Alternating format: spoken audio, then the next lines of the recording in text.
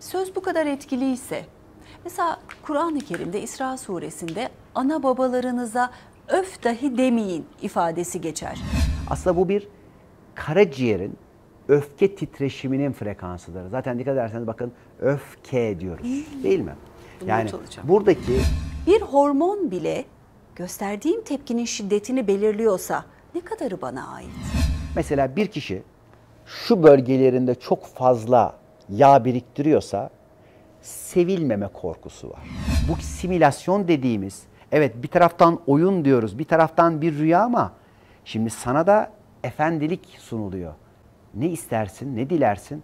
Ben laf olsun diye şöyle, tamam da seni dinleyen bir kainat var. Titreşimsel olarak her şey hareket ediyor. Bu bir kurban psikolojisine gidiyor ki bu psikolojide olan kişilerin birçoğu özellikle romatizma oluyorlar en başta. Kurban psikolojisindekiler. Evet, eklem ve kemik rahatsızlıklarının sebeplerine bu vardır. Efendim merhabalar, eğitimci yazar Ünal Güner konuğum. Muhteşem kitabı Yolcu'yla.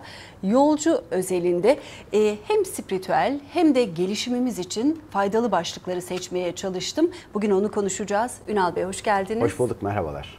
Dikkatimi çeken birçok başlık var. Okumanızı çok öneriyorum ama içinde bir yer var ki sudan bahsediyorsunuz. Hepimizin yaşamının içinde sıklıkla tüketme gayreti içinde olduğumuz ama bazılarımızın da ya ben su içemiyorum, midem almıyor dediği bir saha.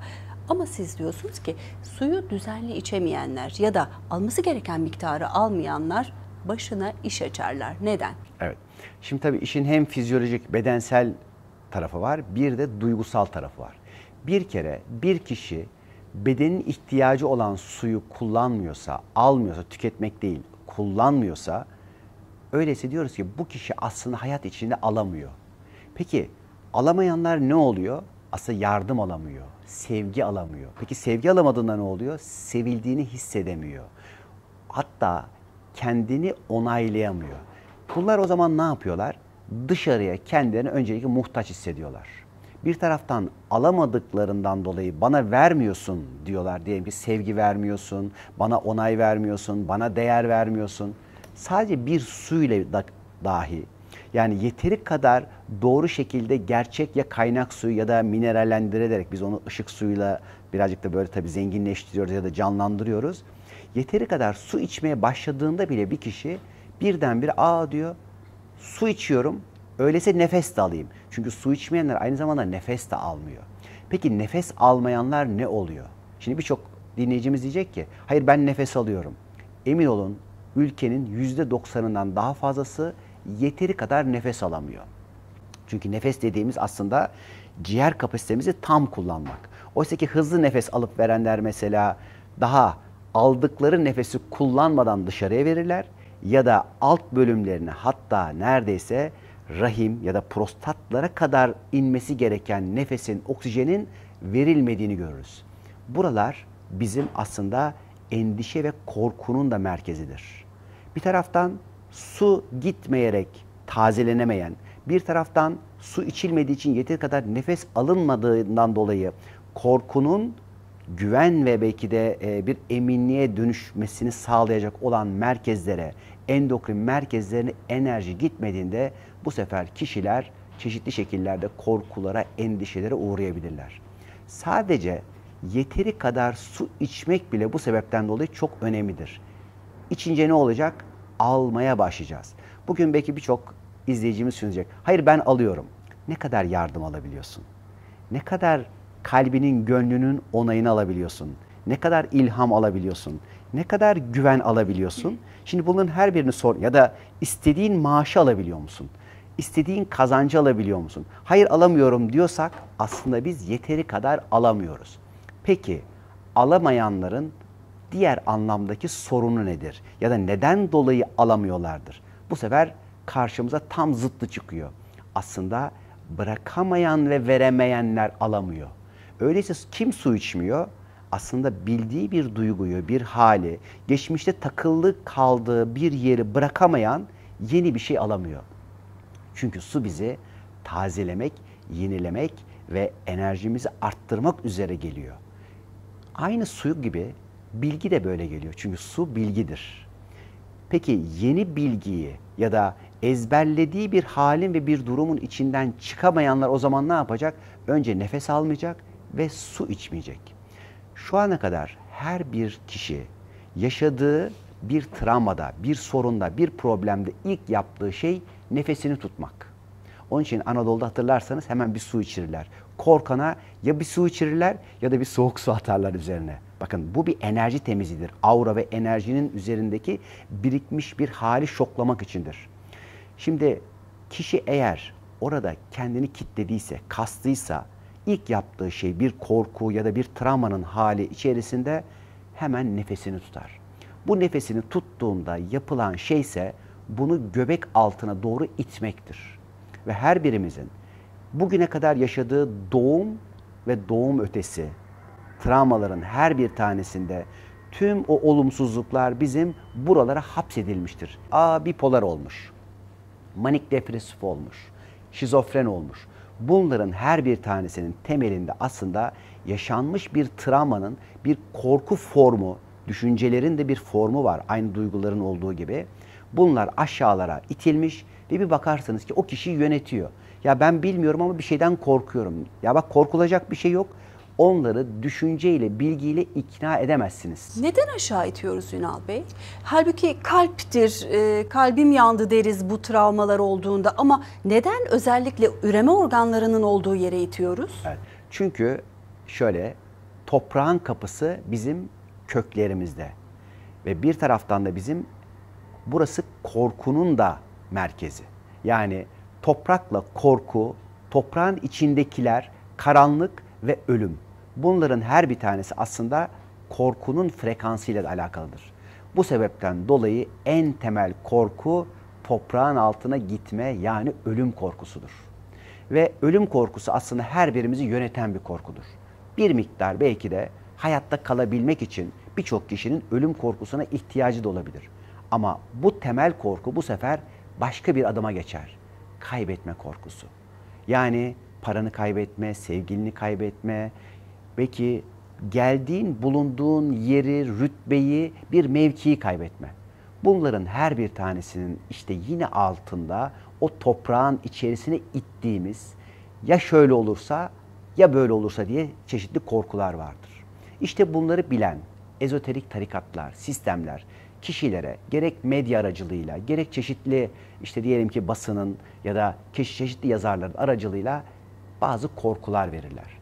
Ortada hiçbir şey yokken dahi o korku gider, sizin oradaki geçmişteki travmalarınızı aslında köpürtür ve imajine ettirir size. Ve imajınıza ettiğiniz, hayal ettiğiniz ya da size sunulmuş olan korkuyu alıp kabul ettiğinizde bir bakarsınız ki o sizin hayatınıza bir de tabii kader olarak sunulur. Anadolu çok güzel bir şey söyler. Korktuğun başına gelir. Öyleyse medya ya da bazı medyalar ne yapar? Bir korku salar. Bak böyle böyle olacak, falanca kişi şöyle dedi, filancanın kehaneti şöyle bilmem ne. Ve bir bakarsınız ki toplum yavaş yavaş o konudan, o durumdan korkmaya başlamış. Ve korktukları adım adım gelebilir başlarına da büyük ihtimalle. Onun için yine Anadolu'nun bir güzel cümlesi vardır. Şu vukuundan beterdir. Yani söylentisi bir şeyin gerçekleşmesinden beterdir derler. İşte bunu biz pandemide gördük, ekonomik krizlerde belki yaşanıyor şu anda. Diğer taraftan işte gıda ile ilgili olanlarda gördük. Ülkemiz bolluk, bereket, insanlar bir baktık hani marketlere koşuyor, aç kalıyoruz bilmem ne. Hayır böyle bir şey yok şu anda. Her şey yolunda. Kıtlık gelmeden korkusu geldi. Evet. Eğer korkusu geldi ve bunu kabul edenler varsa o kıtlıkla buluşuyorlar. Ama diğer taraftan gerçekten o enerjiyi doğru şekilde yönlendirerek aslında bütün dünyanın, kainatın bir işleyiş sistemi ve mekanizması olduğunu görenler, bir sahibinin eminliğinde bakıyorlarsa, olayın içerisinde güvenle ilerliyorlarsa onlara bir şey olmayacak. Onlar korunacak. Ya birileri açlıktan ölüyor. Hayır sana bir şey olmayacak. Neden? Sen çünkü kendini güvende hissediyorsun. Öyleyse korkutularak korktukları başına gelecek olan kişiler bundan sakınması çok önemlidir. Burada başka bir mekanizma daha devreye girer. Biz inandığımızı gerçekleştirebilecek güce sahibiz. Her birimiz, her insan. Yani öyle bir yeteneğimiz var ki biz herhangi bir olaya veya herhangi bir duruma bir inançla baktığımızda o inandığımızı var ediyoruz. Çünkü her birimiz bir projeksiyon cihazıyız. Yani kendimizden, kendi iç halimizden hayat aynasına bir resim veriyoruz. O bizim inandıklarımız, benimsediklerimiz ya da kabul ettiklerimiz. Diyelim ki bir falcıya gittiniz. Falcı size dedi ki bak senin başına şunlar gelecek, böyle olacak. Belki hiç alakası yok ve o ana kadar hiç böyle bir gelecekle de buluşmayacaksınız. Ama siz o geleceği aldınız ve kabul ettiniz. Artık sizin kaderiniz bu. Neden? Çünkü inandığını var edeceksin. Hangi duyguyla dünyaya kökleştiyseniz, dünyada olduğunuzu hatırlamanız için o duyguyu oluşturacak olaylar silsilesini yaşarsınız diyorsunuz. Mesela korkuyla köklenen yeni dünyaya gelmişler bu son dönemde neler yaşayacaklar? Şimdi tabii şu var, korku bir taraftan insanı yaşama bağlayan çok önemli bir köklenme aracı. Yani hayatta kalma güdüsünü hatırlatıyor bize. Mesela hayvanlarda bu çok yoğun var. Hayatta kalabilmek için yani sağını solunu birçok kişiye zarar verebilir. Çünkü orada ben duygusunu güdüsel olarak destekleyen bir şey. Diğer taraftan bir insan eğer hayatı, yaşamı, ona verilen bu güzellikleri yeteri kadar kıymetlendiremiyor, kendini yeteri kadar değerli göremiyorsa korkuya ihtiyaç duyuyor. Çünkü korktuğunda, özellikle ölümden korktuğunda, canının incinmesinden korktuğunda bu hayatla bağ kuruyor. Bazıları hatta kendi hayatının yine değerini bilmiyor. Bu sefer çocuğuma bir şey olacak, anneme bir şey olacak, sevgilime, babama bir şey olacak diye yine kökleniyor. Onlar ölecek diye yine kökleniyor. Her birinin arkasında aslında hayatla bir bağ kurmak var. Peki bu kişiler neden dolayı korkuya ihtiyaç duyuyor ve korkuyla kökleniyor? Hayatı sevgi bağlarıyla kabul edemediği için, hayatı sevemediği için, dünyayı reddeden taraf olduğu için, olanı, olayları, bedenin tat ve güzelliklerini almayı, yine hani biraz önce dedik ya yine buraya geldik almaya, alamadığı için bu sefer korkuya ihtiyaç duyuyor. Ve bunun arkasından bazı kişilerin bu sefer fobileri ortaya çıkıyor. Mesela yüksekten korkma fobisi, derinlik fobisi, Uçağa binme fobisi, işte hayvan korkusu, böcek korkusu, köpek korkusu, gidiyor böyle bir sürü karanlık korkuları. Bunların her bir tanesi de yine kişinin bir köklenme ve kendini koruma hali. Öyleyse korku bir nevi kendini koruma duygusu ama güven ve eminlikse aslında bir şuur olayı. Yani bir insan şuurunu ve idrakini arttırdıkça korkuya olan ihtiyacı azalıyor. Ama diğer taraftan hani cahil cesur olur dedikleri şekliyle kendi alanını korumayı bilmeyen bir kişiler de yaşayacağı travmalarla kendilerine korku ısmarlıyorlar. Şimdi bu ısmarlamayı daha sonra açalım. Çünkü şunu diyeceğiz. Yani her birimiz kendi kaderimizin sahibiyiz ama nasıl sahibiyiz?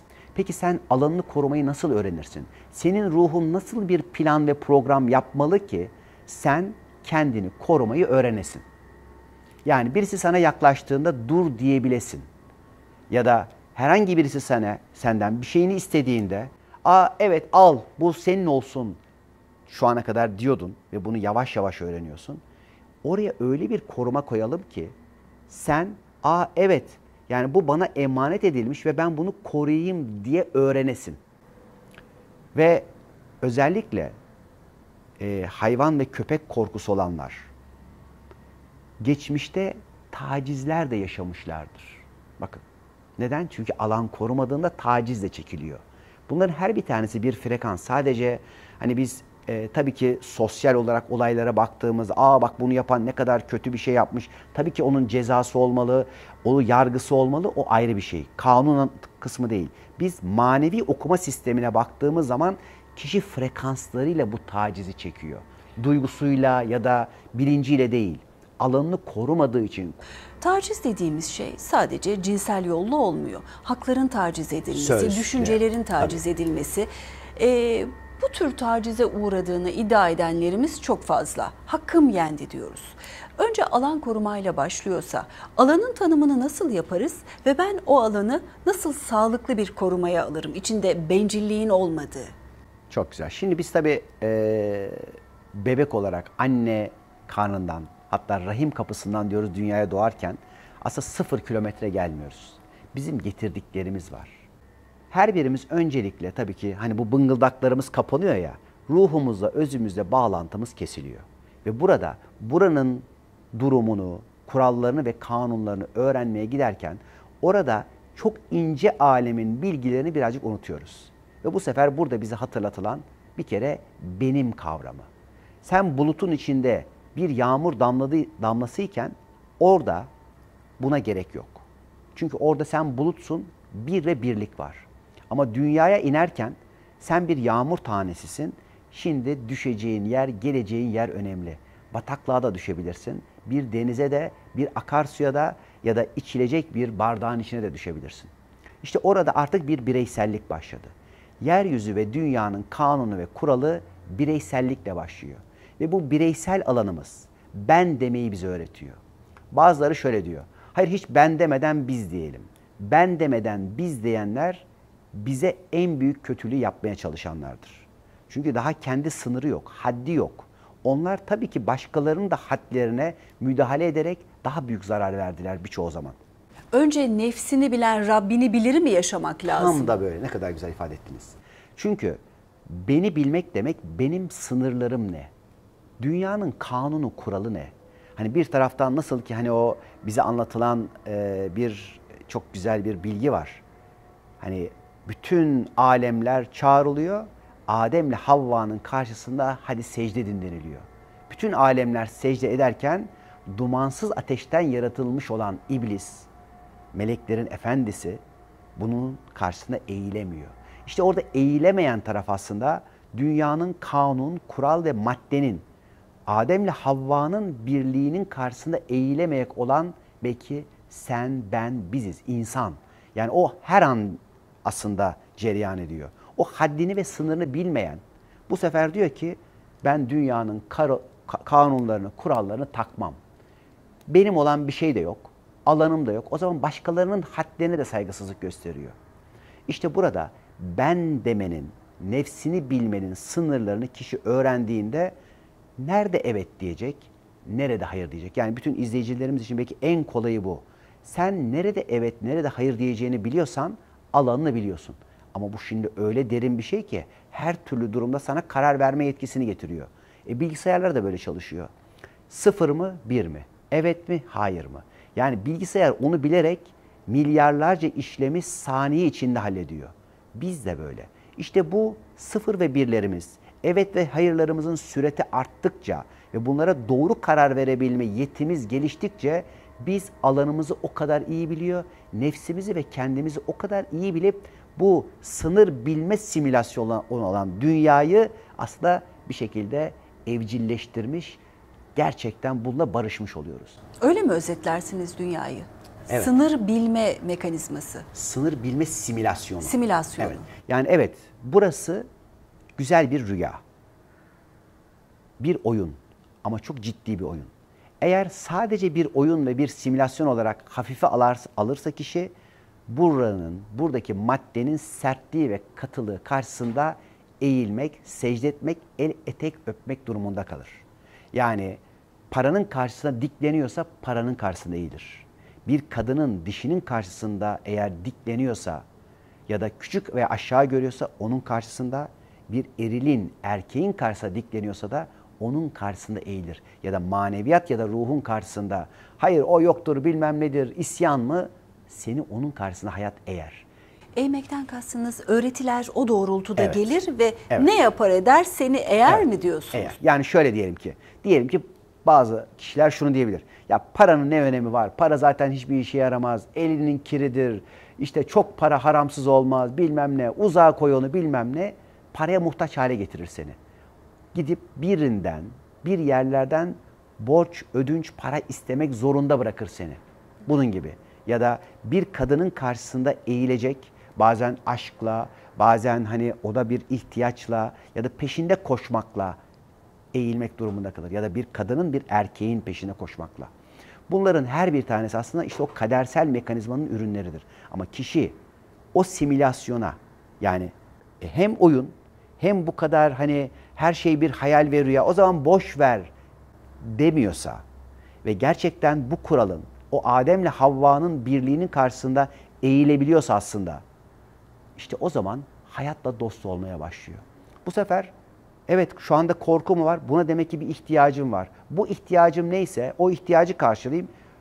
Böyle geri bir frekans olarak korkudan özgürleşeyim diyebiliyor. Biz buna şifa diyoruz. Ya da diyelim ki kişi şimdi evet yani bir böcekten korkuyor, ormanda kalmaktan korkuyor. Ya tamam da sen şimdi hayatın içerisinde bak insanlardan da benzer şekilde korkuyorsun. İnsanlara da güvenemiyorsun. Ya da bir topluluğun içerisinde birçok kişiye karşı katılıklar, sertlikler yapıyorsun. Mesela aşırı kilo buna benzer bir şeydir. Aşırı bedene kas giydirmekle aşırı yağ giydirmek ortak bir korku mekanizmasıdır mesela. Enteresan değil mi? Nasıl bir korkunun tezahürüdür? Şöyle. Hayatta kalma çabası mıdır bu? Şimdi tabii ki bölgeler de var. Mesela bir kişi şu bölgelerinde çok fazla yağ biriktiriyorsa sevilmeme korkusu var. Yani aynı zamanda çünkü her şeyin bir matematiği var. Yani hiçbir şey tesadüfen şurada var, şurada yok değil. Ezberden söylemiyorum Değil, diyorsunuz. evet, Bir yaşanmışlığı var. Yani diyelim ki üst karında yani kaburganın hemen altında çok şişen, çok fazla yağ birikiyorsa baba ve erile.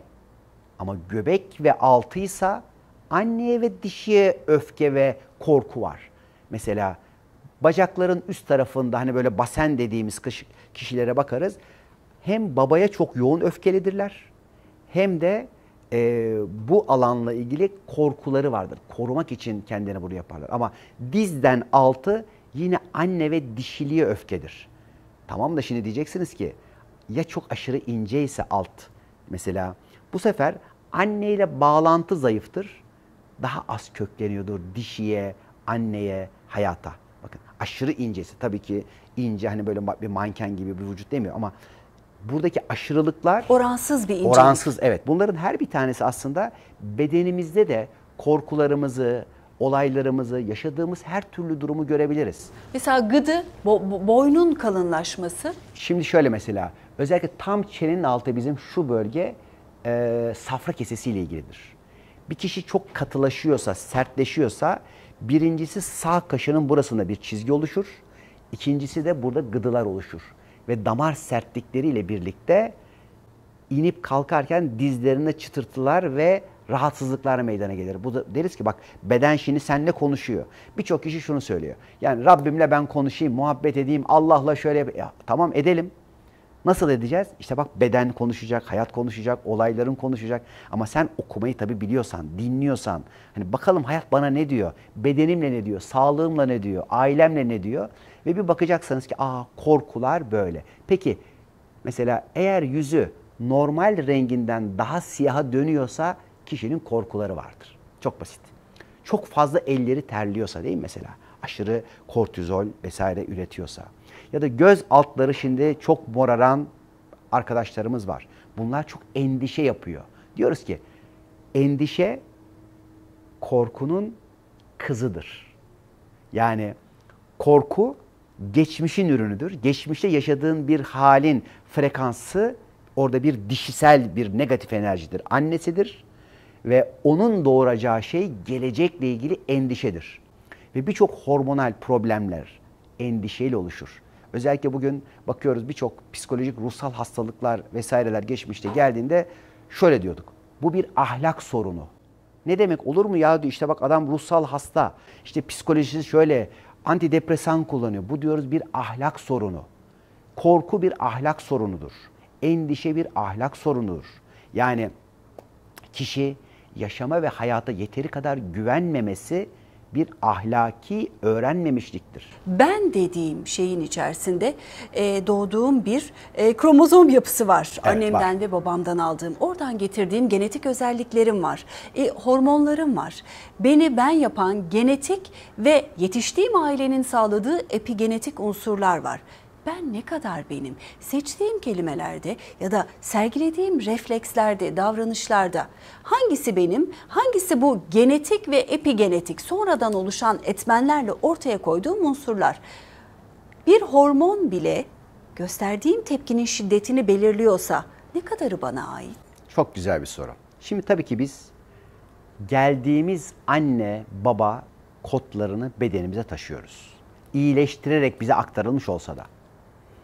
Bir de bizim nasıl ki geçmişten, sülalelerden, maddeden getirdiklerimiz varsa bir de ruhumuzdan buraya aktardıklarımız var.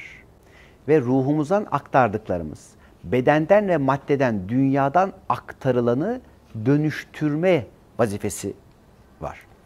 Peki ben, evet bu anne ve bu babadan, bu aileden geldim. Onlar gibi mi olayım? Yoksa şimdi şuurumun ve idrakimin her an bana yeni tanınan fırsatlarıyla, kendimi dönüştürerek, iyileştirerek, kendi ifadelerimle, kendimden yansıyanla, kendime yepyeni bir gelecek oluşturabilir miyim? Bu hakkı kullanabilir miyim? Yoksa bildiğimde kalayım mı? Var mısın? Gel bir adım öteye gidelim. Tamam da bak annem, babam ben bunları getirdim. Bunlar nerede? Senin şu anda düşüncelerinde, duygularında, kodlarında. Peki sen bunları değiştirme hakkına sahip misin? Evet, sahipsin. Peki nasıl değiştirebilirsin? Önce geçmişten aldıklarının sana faydasını görüp, teşekkür edip, geçmişle helalleşerek.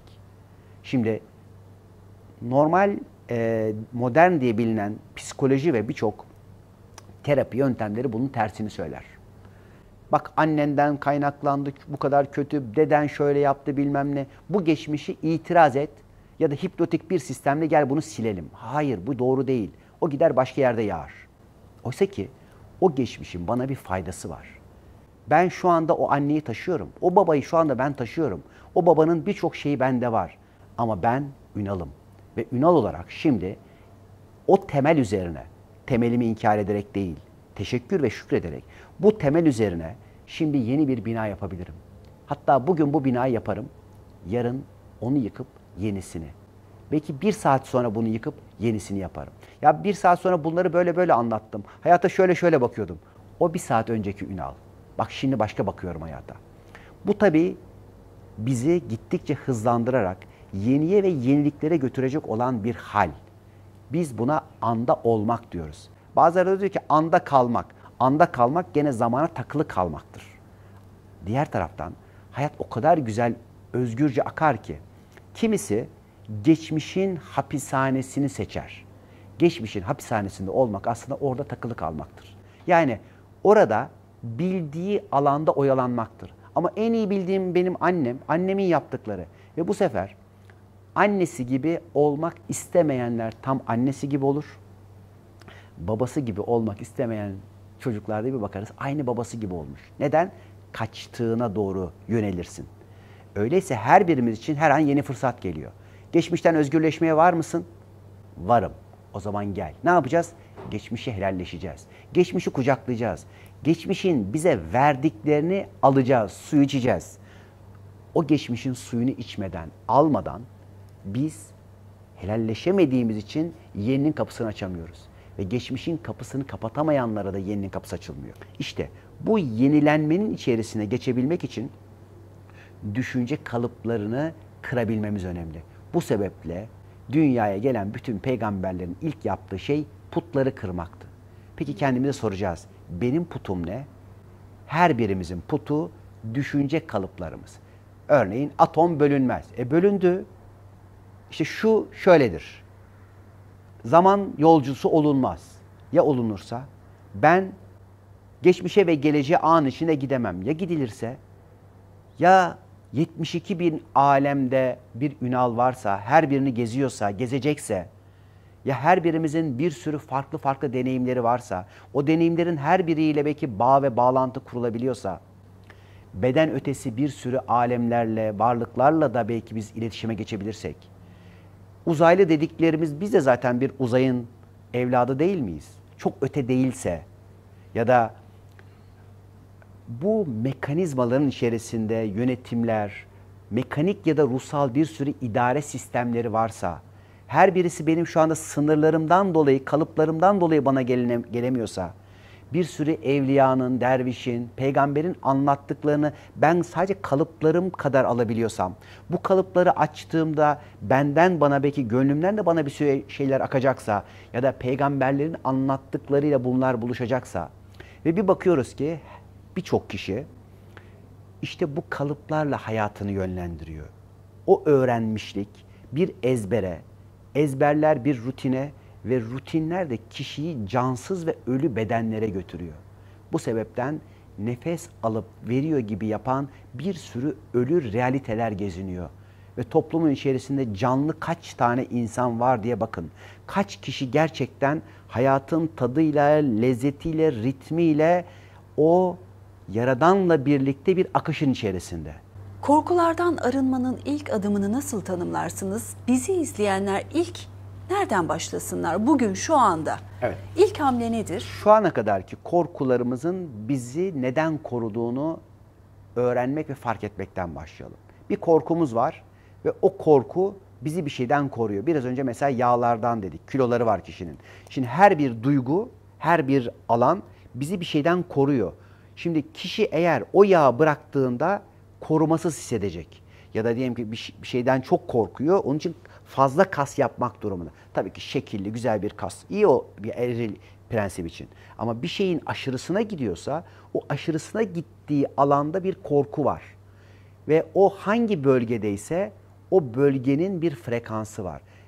Ben öyleyse o korumayı değiştirebilme hakkına sahibim. Korumayı ben bir güvenle, eminlikle ve gerçekten bir olana teslimiyetle değiştirebilirim. Ve o alanda kendimi ne kadar geliştirip güçlendiriyorsam o alanda korkuya ihtiyaç kendiliğinden kalkacak ve bu sefer kiloysa kilo gidecek, fobi ise fobi gidecek ya da herhangi bir işe başlamayla ilgili bir korku varsa ki bunların hepsinin tabii bir sürü mekanizmaları var. Yani Yolcu kitabında bunların birçok mekanizmaları anlatılıyor ve bir bakacak ki korku neydi ya? Hani nerede gitti? Neden? Ama bu arada kilolar da gitmiş. Kilolarda gidebilir ya da biz mesela aslında şöyle mesela zayıflama kelimesi çok doğru bir kelime değil. Zayıflamada kişi her alanda zayıflıyor. Ama incelebilirsin ya da ideal bedeninle ya da kilonla buluşabilirsin. Bu daha doğru bir tanım. Korku en çok hangi organı etkiliyor Ünal Bey? Korku böbrekle alakalı.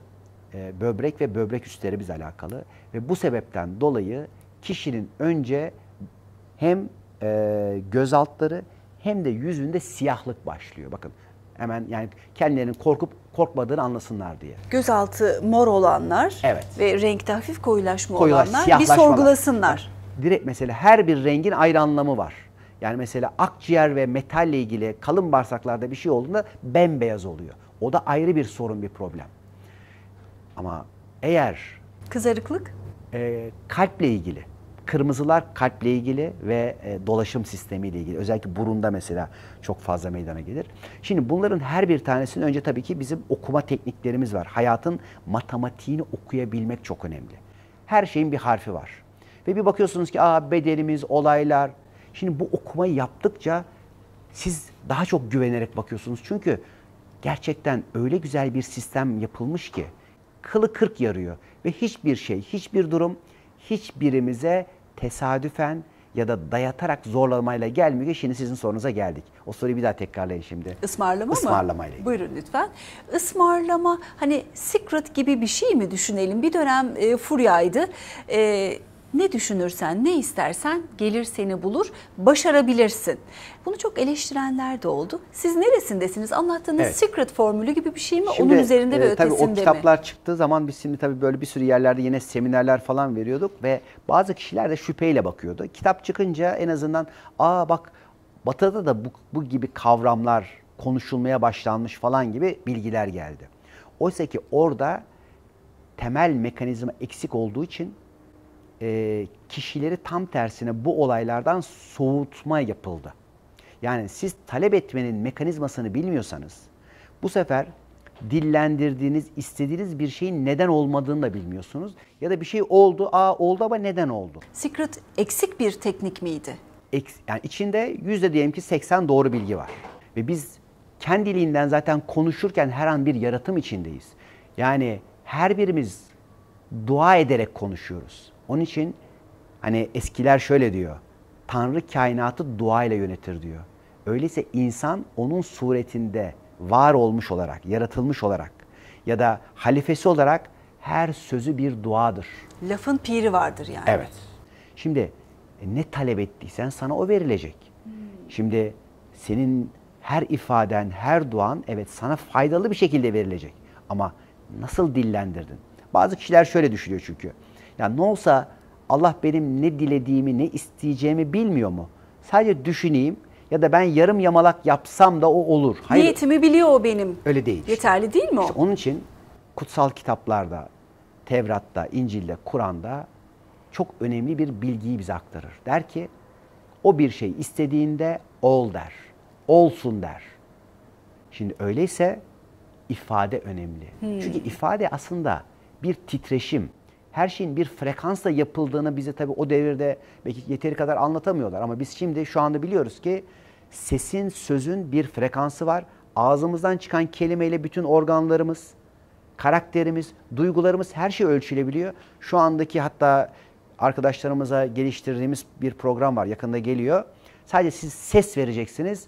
Şu anda sağlık durumunuz, eril dişil dengeniz, işte diyelim ki karakter durumunuz, bütün enerjiniz bunlarla oluyor. Ya bu 10 Check-up yapacak tabii yani. 10 yıllık bir çalışma. Biz bitirene kadar tabii Oxford Üniversitesi, İsrail'deki birçok yer, hatta birçok şu anda bankalara kadar girdi. Sizin sesinizden duygu durumunuzu analiz ediyor.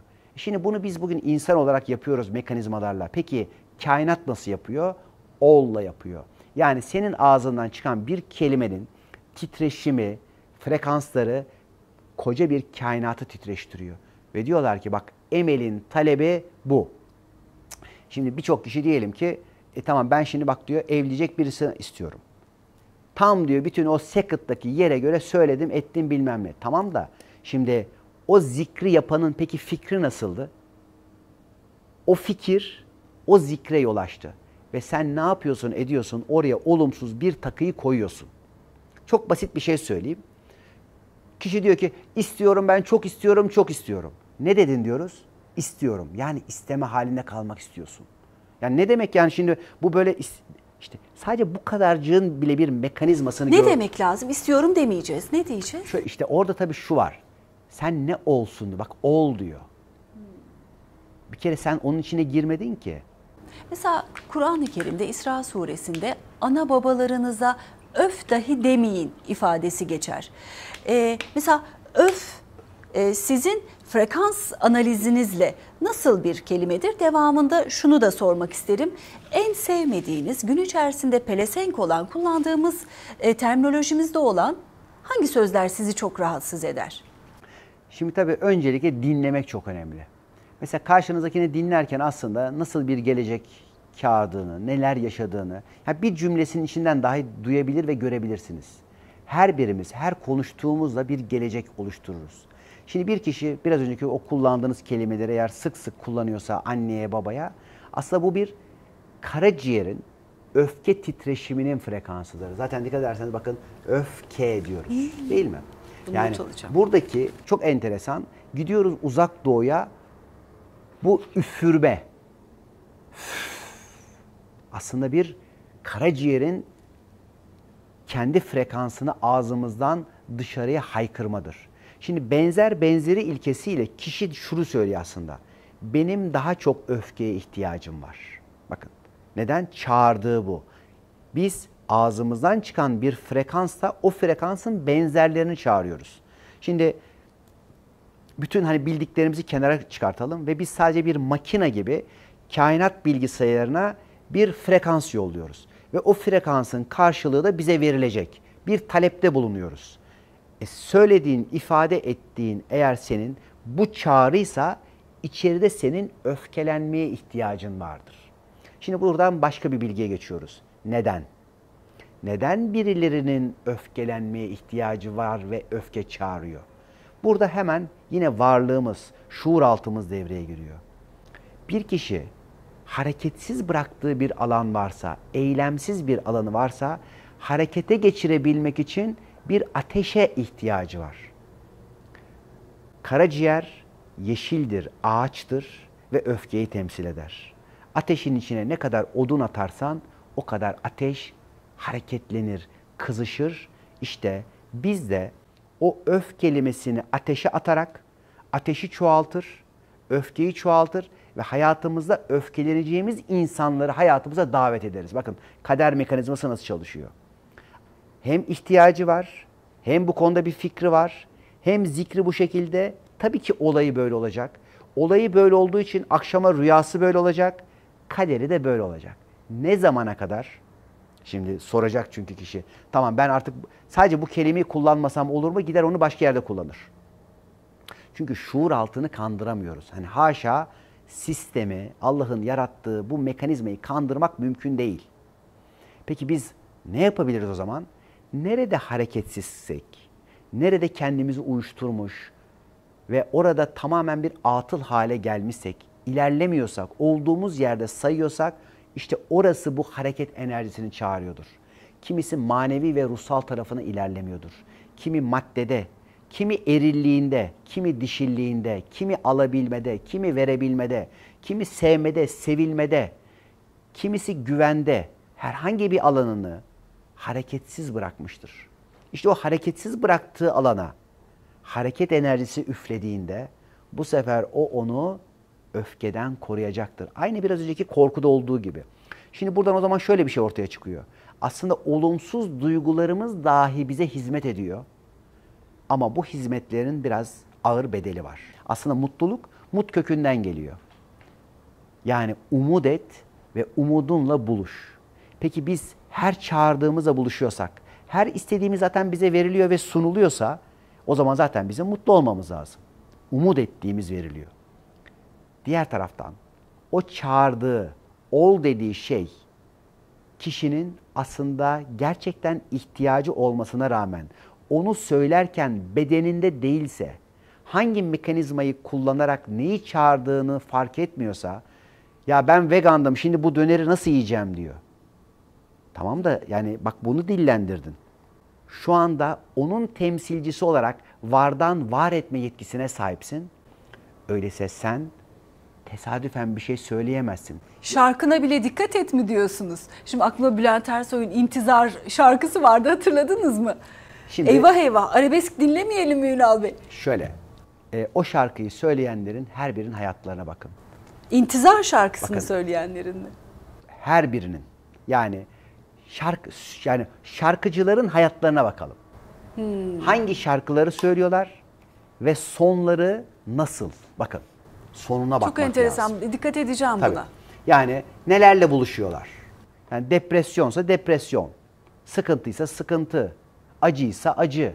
Bakalım buluşuyorlar mı? Yani her bir şarkıcının hani hit olmuş şarkısıyla hayatlarına bakalım. Yani evet, orada belki şıkıdımı da vardır, işte acısı da vardır, kederi de vardır, bilmem nesi de vardır. Çünkü sen ilahi bir sunumun içindesin. Yani bu hayat, bu simülasyon dediğimiz, evet bir taraftan oyun diyoruz, bir taraftan bir rüya ama şimdi sana da efendilik sunuluyor. Ne istersin, ne dilersin? Ben laf olsun diye şöyle, tamam da seni dinleyen bir kainat var. Titreşimsel olarak her şey hareket ediyor.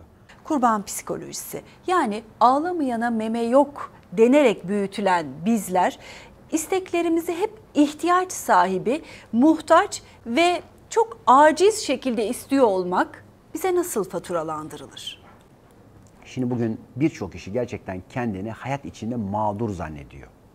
Yani annemin, babamın, dışarının, işte çevrenin, okulun ve bu bir kurban psikolojisine gidiyor ki bu psikolojide olan kişilerin birçoğu özellikle romatizma oluyorlar en başta.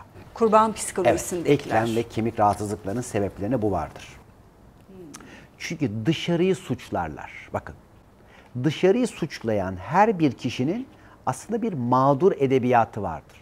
Yani şundan dolayı oldu, bundan dolayı oldu. Bu bir realitedir. Ama burada bir devrim var. Bakın, bu devrim şu. Hayatının ve kaderinin sorumluluğunu alabilme devrimi. Şimdi bu devrimi hayatında kişi sunduğu anda bir bakıyor ki enteresan bir şekilde annesini, babasını, ailesini, yaşadığı yeri o anda o haliyle hala kendisini seçmeye devam ediyor. Biz böyle bir sürü işte toplantılar yapıyoruz. Binlerce kişi. Var mı arkadaşlar diyoruz itirazı olan? Bazen 20-30 kişi aynı anda sahneye alıyoruz. Ve en sonunda O bütün topluluk şunu söylüyor. Annemi de babamı da yaşadığım her türlü olayı, travmayı, kazayı, hastalığı her bir tanesini kendim seçmişim. Seçmişim dediği ezel aleminde mi seçmiş? O anda da seçmeye devam ediyor. O anda potansiyeline yine o kişinin babası o. Yine annesi o. Ve hala o anne, o baba ona hizmet ediyor.